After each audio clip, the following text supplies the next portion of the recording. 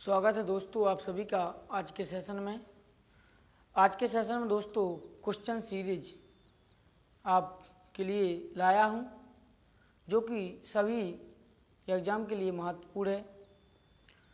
तो देखते हैं दोस्तों पहला क्वेश्चन क्या है।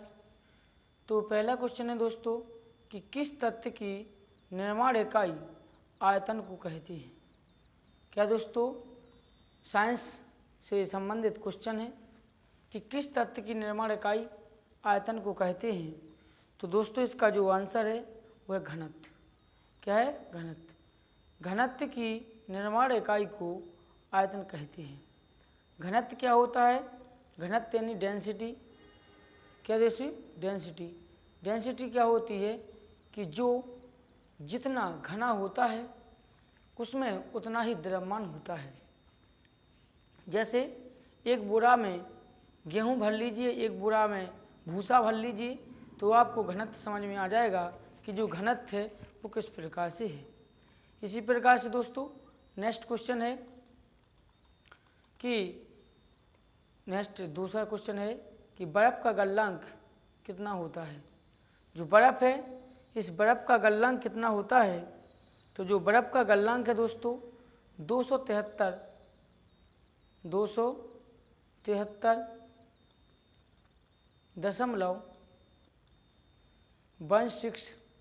केल्विन होता है। 16 केल्विन होता है बर्फ़ का गलनांक। गलनांक पॉइंट क्या होता है दोस्तों कि जिस टेम्परेचर पे बर्फ़ गल जाए यानी पानी बनना शुरू हो जाए उस टेम्परेचर को गलनांक कहते हैं। नेक्स्ट है कि शुष्क बर्फ़ क्या है। कौन सी बात दोस्तों कि शुष्क बर्फ़ क्या है। शुष्क यानी सूखा हुआ। तो सूखा हुआ बर्फ़ अपन किसको कह सकते हैं? क्या हो सकता है? तो सूखे बर्फ़ जो होगा दोस्तों वह कार्बन डाइऑक्साइड होगा। कौन सा? ठोस। इसका आंसर है ठोस कार्बन डाइऑक्साइड। ठोस के बाद कार्बन डाइऑक्साइड यानी CO2। क्या दोस्तों? CO2। C4 दोस्तों कार्बन और O2 फॉर ऑक्साइड। तो शुष्क बर्फ़ क्या है? तो शुष्क बर्फ़ दोस्तों ठोस कार्बन डाइऑक्साइड है। नेक्स्ट क्वेश्चन है कि किस अवस्था में सूर्य कार्य में चमक होगी। किस अवस्था के कारण सूर्य और दोस्तों कार्य नहीं, यहाँ पर दोस्तों तारा है। क्या है दोस्तों? तारा। तो किस अवस्था में सूर्य और तारा, यहाँ पर क्या है? तारा। किस अवस्था में सूर्य और तारे में चमक होती है? तारा में चमक होती है।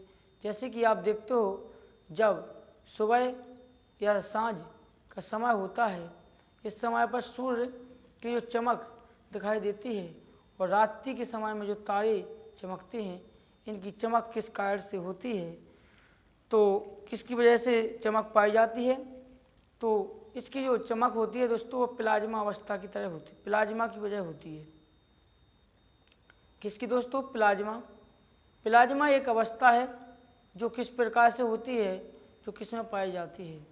तो दोस्तों ये प्लाज्मा अवस्था आपको बताएं कि जो सूर्य के अंदर जो ईंधन जल रहा है, सूर्य के अंदर जो सनराइज है ना, इस सनराइज के अंदर जो ईंधन जल रहा है वह सबसे दोस्तों हाइड्रोजन है। क्या दोस्तों? Hydrogen H2। ये किस अवस्था में है? तो दोस्तों प्लाज्मा की अवस्था में है। किसकी अवस्था में? प्लाज्मा की अवस्था में। प्लाज्मा कैसा होता है तो आपको बताएं, जिस प्रकार से जो व्यक्ति को खांसी आती है, खांसी के बाद खकार थूकते हैं, खकार लपडप करती है, जैसे छियाँ होती है, जैसे नाक से अपन सर्दी के टाइम में जो छियाँ निकलती है, इस प्रकार से कि जो छियाँ या खकार होती है, इस प्रकार से प्लाज्मा अवस्था होती है, जो कि जहाँ पर गिर जाती है वह वहाँ से ना तो बहना चाहती है और ना उस जगह को छोड़ना चाहती है, जबकि दोस्तों लपडप करती है। क्या कहती है? लपडप। इसी प्रकार से जो सूर्य के अंदर जो अवस्था है वो प्लाज्मा अवस्था में है। इसीलिए जो सूर्य की विभिन्न परतें हैं वो एक के ऊपर एक दूसरी रुकी हुई है और गिरती भी नहीं है, और इसी के अंदर जो ईंधन का स्रोत है वो हाइड्रोजन है, जिसके माध्यम से सूर्य इतनी हाई स्पीड में ऊर्जा देता है और इसी की वजह से ये चमकती है। तो आपको दोस्तों निश्चित प्लाज्मा समझ में आया होगा। दोस्तों समझने के लिए किस किस प्रकार के एग्जाम्पल लेने पड़ते हैं, इसमें दोस्तों कोई दुराय नहीं होना चाहिए, क्योंकि मेन बात होता है कॉन्सेप्ट की जड़ तक पहुंचना और कॉन्सेप्ट को समझना।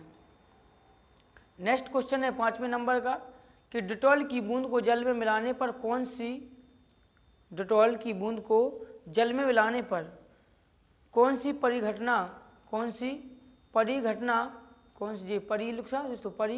सी परिघटना घटित होती है। तो जब अपन डिटॉल या सीसी में लो या डिटॉल साबुन लो, जब अपन इसको किस में डालते हैं दोस्तों, डिटॉल को किस में डालते हैं, जब पानी में डालते हैं या गंदी में डालते हैं, तो इसकी जो क्रिया होती है वह विसरण के द्वारा क्रिया उत्पन्न हो जाती है। किसके द्वारा? विसरण के माध्यम से, कि जो हाथों पे डिटॉल लगाया या जिससे डिटॉल से गंदगी साफ की, उसके माध्यम से डिटॉल के अंदर जो तत्व पाए जाते हैं, उन तत्वों के माध्यम से गंदगी को साफ करने का काम एक विसरण के रूप में फैल जाते हैं और बहुत कम समय के अंदर साफ हो जाता है, सफाई कर देते हैं। नेक्स्ट क्वेश्चन है दोस्तों कि गर्मियों के दौरान मटकी में रखा हुआ जल ठंडा हो जाता है, इसका कारण बताएं। तो जो गर्मियों के समय में जल ठंडा हो जाता है तो क्यों हो जाता है, जबकि चारों अवस्था में, माने जहाँ पर अपन गर्मियों में रुकते हैं वहाँ पर तो दोस्तों क्या होता है, अधिकतर मात्रा में गर्मी लगती है, जबकि जल में रखा हुआ पानी ठंडा हो जाता है। क्यों होता है? तो आपको बताएं कि ये जो जल का पानी ठंडा हो जाता है दोस्तों, बाष्पीकरण की क्रिया के द्वारा ठंडा हो जाता है। इसका आंसर तो क्या है दोस्तों? बाष्पीकरण के द्वारा जल ठंडा हो जाता है। लेकिन इसका थोड़ा कॉन्सेप्ट बताएं कि किस प्रकार से ठंडा हो जाता है। तो जो मटका होता है, मटका इस प्रकार से अपन मटका बना लेते हैं, ये मटका है।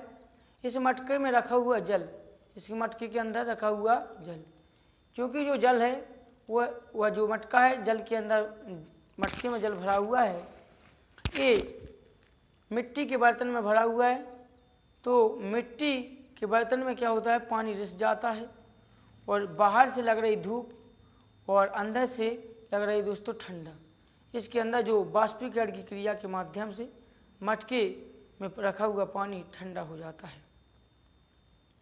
नेक्स्ट है कि द्रव धातु का नाम, थोड़ा आपको उसको ऊपर ले जाएं स्लाइड को, कि जो द्रव धातु है कौन सी है, द्रव धातु का नाम क्या है। तो जो द्रव है, द्रव धातु का क्या नाम है, द्रव का मतलब है दोस्तों यानी पानी। किसकी तरह दोस्तों? पानी की तरह होना चाहिए।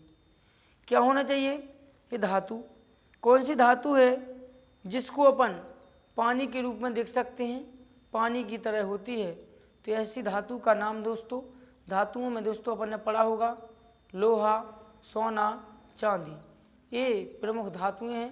जबकि अधातुओं में लकड़ी है, रबड़ है, मान के चलो जिसमें चुंबकत्व का गुण नहीं है या जिसमें विद्युत का गुण नहीं है, उसको अधातु कहते हैं। लेकिन एक धातु ऐसी भी है जो द्रव अवस्था में पाई जाती है, इसका नाम है दोस्तों पारा। क्या दोस्तों? पारा, जिसका प्रयोग थर्मामीटर में पारा के यूज में लेते हैं। ये क्या है दोस्तों? पारा।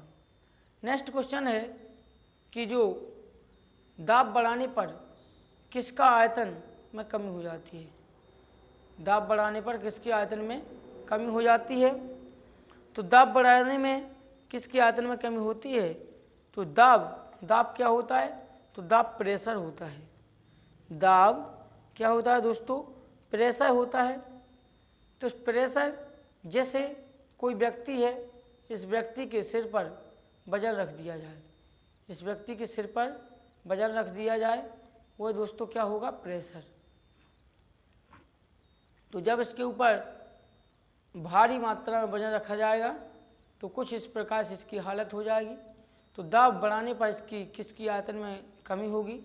तो दाब बढ़ाने से तीनों की आयतन में कमी हो सकती है। कैसे? कौन कौन? ठोस में भी परिवर्तन हो सकता है दोस्तों, ठोस के बाद गैस में भी, और गैस के बाद दोस्तों द्रव में भी। ठोस, द्रव, गैस, इनके आयतन में परिवर्तन हो सकता है। कैसे? कि जैसे लोहा है, लोहे की एक चादर है, इस चादर को पीट पीट के और ठोस बनाया जा सकता है। इसके बाद दोस्तों गैस है, एक गैस के सिलेंडर में 14 लीटर का सिलेंडर है, तो इसमें 5 लीटर भी गैस भरी जा सकती है और 14 से 15 लीटर भी गैस भरी जा सकती है, लेकिन डिपेंडेंट कहता है कि जो उसका दीवार है वो कितने सहनशील है या नहीं। इसके बाद है द्रव, जहाँ अपन द्रव को संपीड़न या दाब के माध्यम से बर्फ, द्रव को यानी पानी को दोस्तों बर्फ के रूप में बना के सिल्लियों के रूप में भी रख सकते हैं। तो इस प्रकार से ये कुछ क्वेश्चन थे जो एग्जाम के लिए बड़ी महत्वपूर्ण है। तो आपको ये स्लाइड कैसी लगी इसके बारे में दोस्तों आप बताएंगे और ये कमेंट बॉक्स में बताएंगे कि जो आपको इसलिए विश्लेषण के माध्यम से क्लास कैसी लगी, और क्लास अधिक से अधिक बच्चों के पास शेयर करोगे। जय हिंद दोस्तों, थैंक यू।